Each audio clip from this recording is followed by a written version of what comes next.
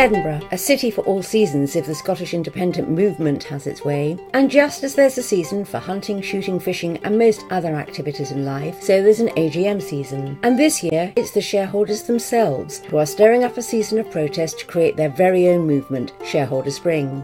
This one, taking place behind me, Royal Bank of Scotland's AGM, looks like it is displaying a similar show of shareholder disgruntlement. Voting here today is Fund Manager Philip Graves of Fundamental Tracker Investment Management. RBS voters are being asked this afternoon to endorse a share consolidation process. Some investors believe share consolidation goes against shareholders' interests and that the full ramifications of voting yes won't be felt until it's too late. Why are you voting against share consolidation? Okay, we think it's just a purely cosmetic exercise and it's a distraction from more important things like getting the company back on track. The company makes the claim that it would reduce the volatility of the share price, which we feel is just a mathematical nonsense, that a large share price doesn't mean you don't get volatility in the share price. You just need to look at Facebook yesterday, and it's a company worth, $80 billion, the share price of $30 roughly, and it fell 10% yesterday, so volatility is a side issue. Your company as fund managers wants to become much more involved with corporate governance issues, so how are you planning to do that? Well, we signed up the stewardship code, which a lot of other investors have done as well, and we feel it's very important that as long-term investors in companies, we can't buy and sell the shares in the same way that other funds can, because we have to hold the shares through our process for a long length of time. Therefore, it's up to us to try to influence the company rather than sell the stock if we disapprove of what's happening. And for that reason, we feel we should make as much noise as possible, and we have done. We've been voting recently in against Barclays, against G4S, against Cookson, and we've put all the substance of our criticisms onto our website. The Munro Fund website will have the letters we've written to the chairman of these companies to explain why we're voting against the company. We've come to the heart of Edinburgh's financial water to meet Margaret Mearns, Managing Director of Mearns & Company, who as a financial advisor invests in a range of companies on behalf of clients. The shareholder spring we are witnessing is resulting in votes of no confidence in certain areas of boards' corporate governance behaviour. What are your views on the importance of making boards behave in an appropriate manner? Well, obviously it's vitally important that boards behave appropriately, and I think there are three ways in which we could encourage this.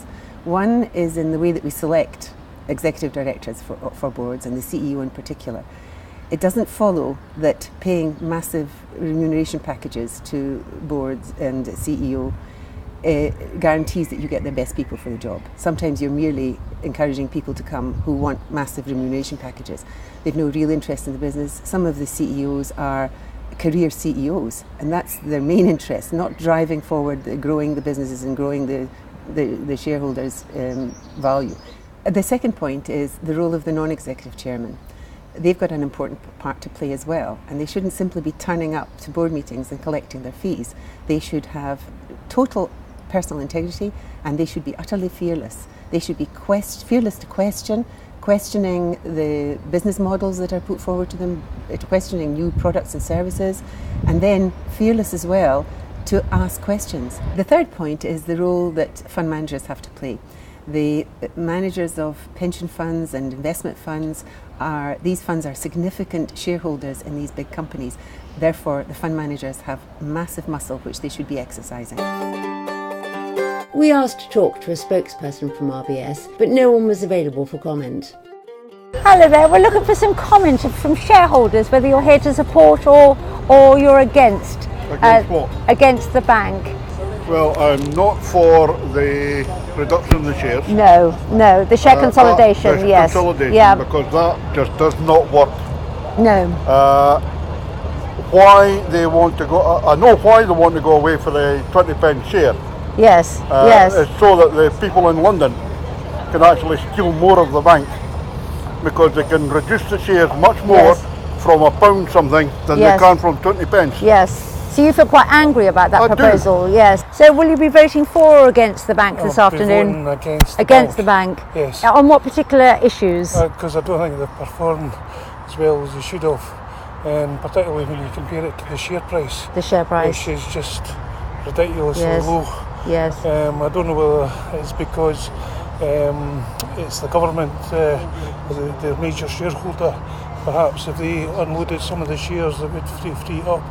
Also, I don't really agree with this consolidating of the shares. I've got shares in other companies, and I don't think it actually works in practice, because all it does is it allows the market to downgrade the shares. And you'll lose value. You'll lose values.